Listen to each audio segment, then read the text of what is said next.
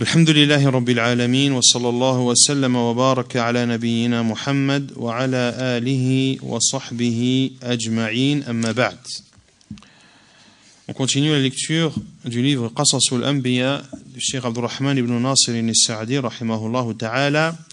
La semaine dernière, on avait commencé à lire les morales que l'on retenait et qui sont à retenir de l'histoire de Moussa et de Haroun alayhim as-salam. On s'est arrêté à la page 86 du livre.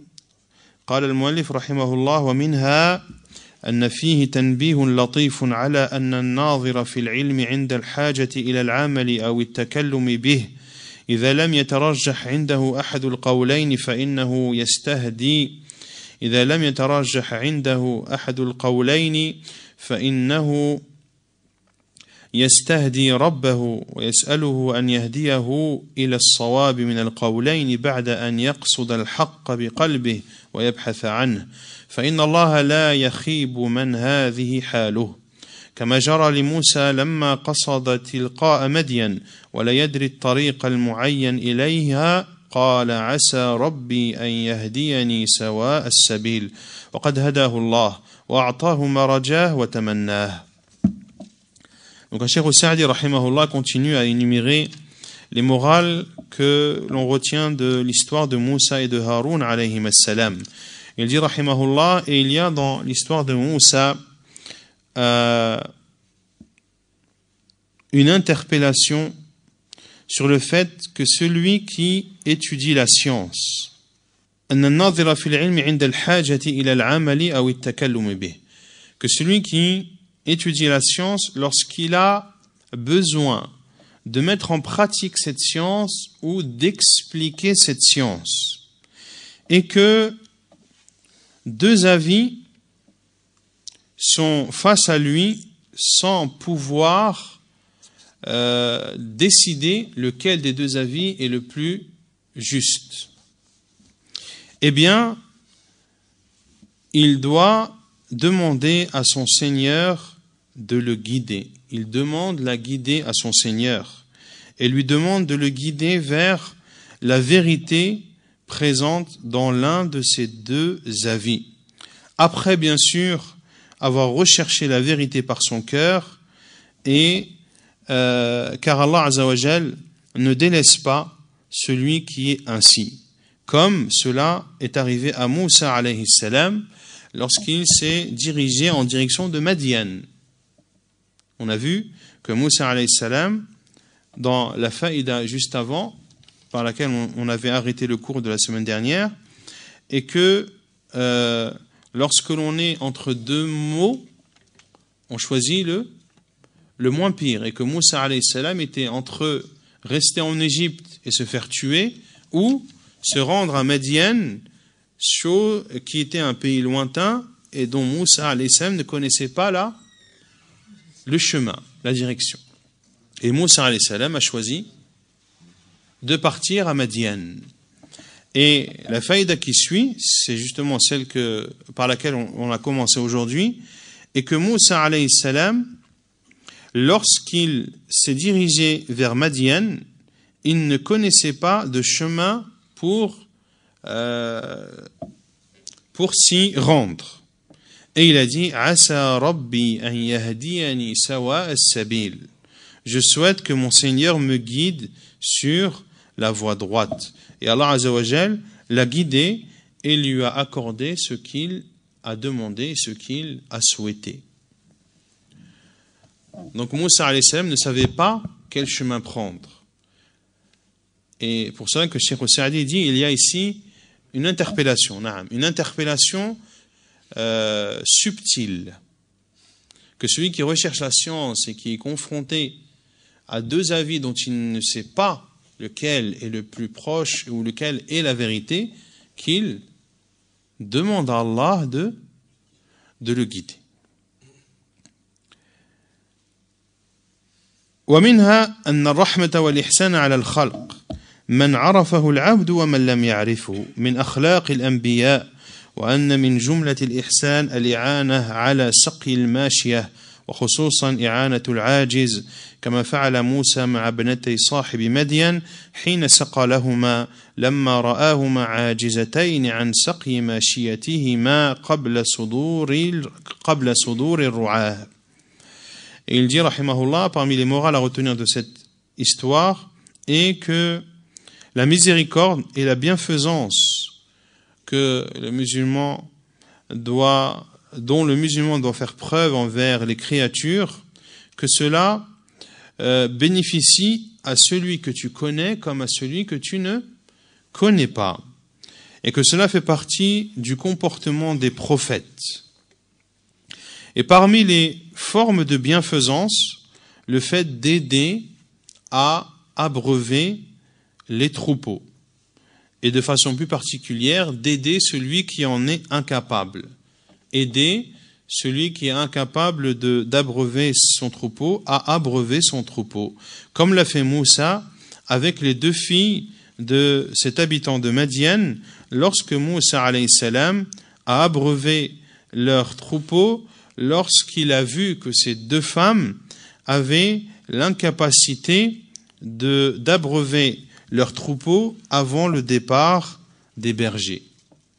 Car il y avait déjà des bergers qui donnaient à boire à leur troupeau. Et ces deux femmes se sont mis à l'écart en attendant que les bergers finissent d'abreuver leur troupeau. Et cela prouve que les femmes, même bien avant l'islam, faisaient preuve de pudeur et ne se mélangeaient pas aux hommes. ومنها أن الله كما يحب من الداعي أن يتوسل إليه بأسمائه وصفاته ونعمه العامة والخاصة فإنه يحب منه أن يتوسل إليه بضعفه وعجزه وفقره وعدم قدرته على تحصيل مصالحه ودفع الأضرار عن نفسه كما قال موسى رب إني لما أنزلت إلي من خير فقير لما في ذلك من إظهار التضرع والمسكنة والافتقار لله الذي هو حقيقة كل عبد. Parmi les morales qu'on le retient également est que de la même façon qu'il est recommandé à celui qui invoque Allah Azza wa Jal d'invoquer Allah Azza wa Jal à travers, en s'aidant de ses noms et attributs. En s'aidant de ses noms et attributs. Et en admettant les bienfaits d'Allah généraux et particuliers. De la même façon, il est recommandé, lorsque l'on invoque Allah Azza wa Jal, de l'invoquer en prenant en s'aidant de sa faiblesse et de sa pauvreté et de son incapacité à obtenir un bien ou à être épargné d'un mal. Comme l'a dit Moussa alayhi salam dans Surat Al-Qasas, le verset 24, Seigneur, j'ai grand besoin du bien que tu feras descendre vers moi. Car le serviteur, lorsqu'il fait cela, montre son humilité et son besoin à Allah subhanahu wa ta'ala, humilité et besoin qui est la réalité de chaque serviteur. Tout le monde se doit d'être humble et de faire savoir son besoin vis-à-vis d'Allah subhanahu wa ta'ala. Est-ce que c'est clair? ومنها أن الحياة والمكافأة على الإحسان لم يزل دأب الأمم الصالحين. Également, on retient de cette histoire que le retour d'une bienfaisance n'a cessé d'être le comportement des communautés vertueuses. Le fait d'être reconnaissant vis-à-vis d'une bienfaisance. Le fait de rendre la monnaie à celui qui t'a fait un bien. Car l'habitant de Madian, cet homme, le père de ses deux filles, a voulu récompenser Moussa alayhi salam de l'aide qu'il a apportée à ses filles. ومنها أن العبد إذا عمل العمل لله خالصا ثم حصل به مكافأة عليه بغير قصد فإنه لا يلام على ذلك ولا يخل بإخلاصه وأجره كما قبل موسى مكافأة صاحب مدين عن معروفه الذي لم يطلبه ولم يستشرف له على معاوضة. Également, on retient que le serviteur, lorsqu'il fait un acte pour Allah Azza wa Jal, purement sincère, puis qu'après avoir fait cet acte, eh bien, il bénéficie d'une rétribution, on peut dire ça, d'une rétribution, sans qu'il n'ait eu l'intention de l'obtenir. Sans qu'il n'ait eu l'intention de l'obtenir. Et bien que l'on ne peut faire de reproches à cette personne, de même que l'on ne peut remettre en cause sa sincérité et la récompense qui découle de cet acte qu'il a fait pour Allah Azza wa Jal. Car Moussa alayhi salam a accepté le mukafa'a, a accepté la récompense de cet habitant de Madian suite au bien que Moussa alayhi salam lui a apporté, sans que Moussa ne l'ait demandé et sans qu'il ne l'ait jamais prétendu. Al-Mukafa'a, c'est une compensation. C'est une compensation. Al-Mukafa'a, c'est une compensation. ومنها جواز الإجارة على كل عمل معلوم في نفع معلوم أو زبن مسمى وأن مرد ذلك إلى العرف وأنه تجوز الإجارة وتكون المنفعة البضع كما قال صاحب مدين إني أريد أن أنكحك إحدى ابنتي هاتين. Également, ce que l'on retient de cette histoire est l'autorisation de faire travailler une personne, de la faire travailler en lui confiant une tâche connue qui a un intérêt précis et connu pendant une durée déterminée. Et que cela revient aux us et aux coutumes. Et qu'il est autorisé de faire travailler la personne et de lui donner en salaire, et que le salaire soit un mariage. Et que le salaire soit un mariage. Comme l'a dit Sahibu Madian, l'habitant de Madian, le père de ses deux filles, je voudrais te marier à l'une de mes deux filles que voici. À l'une de mes deux filles que voici.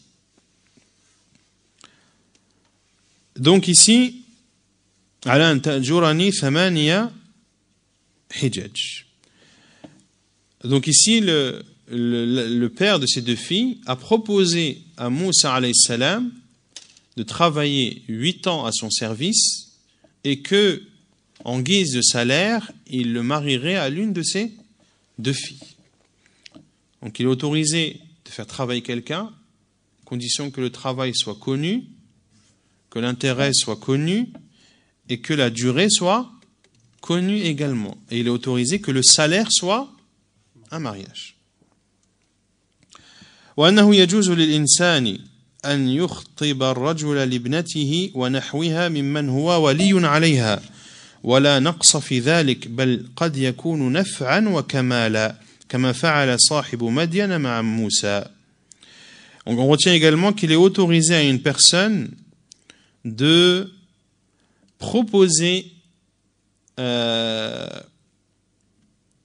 sa fille ou une femme qu'il a sous la tutelle, de la proposer en mariage à un homme, et qu'il n'y a aucun défaut dans cela, cela peut être même bénéfique, comme l'a fait l'habitant de Madian avec Moussa, lorsqu'il a proposé à Moussa de le marier à une de ses filles. Or, en général, qui demande à l'autre, c'est le prétendant qui demande au tuteur. Mais il n'y a aucun mal à ce que le tuteur propose sa fille ou une femme qu'il a sous sa tutelle en mariage à un homme qu'il considère vertueux et qu'il considère méritant le mariage ou pouvant bénéficier du mariage avec sa fille ou la fille qu'il a sous sa tutelle. ومنها قوله إن خير من استأجرت القوي الأمين هذان الوصفان بهما تمام الأعمال كلها فكل عمل من الولايات أو الخدمات أو من الخدمات أو من الصناعات أو من الأعمال التي القصد منها الحفظ والمراقبة على العمال والأعمال إذا جمع الإنسان الوصفين أن يكون قويا على ذلك العمل بحسب أحوال الأعمال وأن يكون مؤتمنا عليه تم ذلك العمل وحصل مقصوده وثمرته والخلل والنقص بسببه الإخلال بهما أو بأحدهما.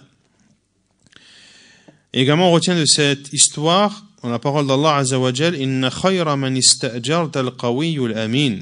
Le meilleur à engager, c'est celui qui est fort et digne de confiance. Qui a dit cette parole?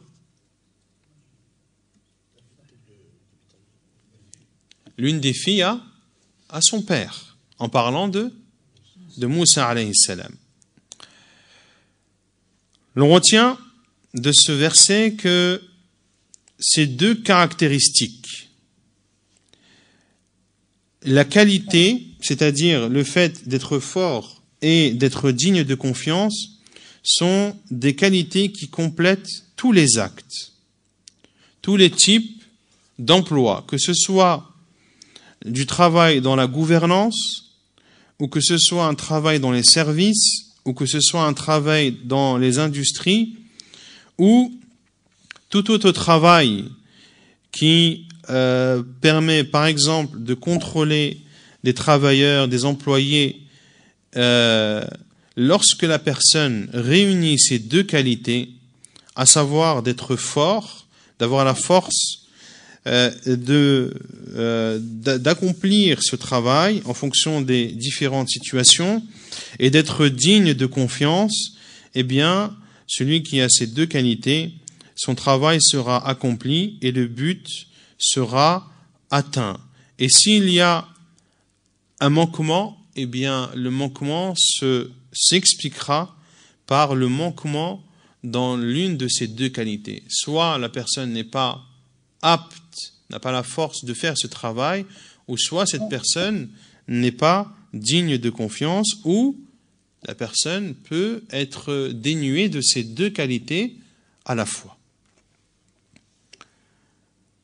ومنها من أعظم مكارم الأخلاق تحسين الخلق مع كل من يتصل بك من خادم وأجير وزوجة وولد ومعامل وغيرهم ومن ذلك تخفيف العمل عن العامل لقوله وما أريد أن أشق عليك ستجدني إن شاء الله من الصالحين.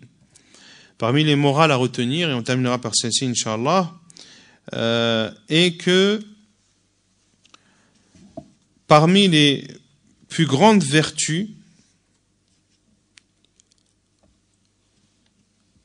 le fait de bien se comporter avec les personnes avec qui l'on entretient une relation, que ce soit un travailleur, un employé, que ce soit une épouse, un enfant ou un partenaire, un associé ou autre, eh bien, de bien se comporter avec ces personnes.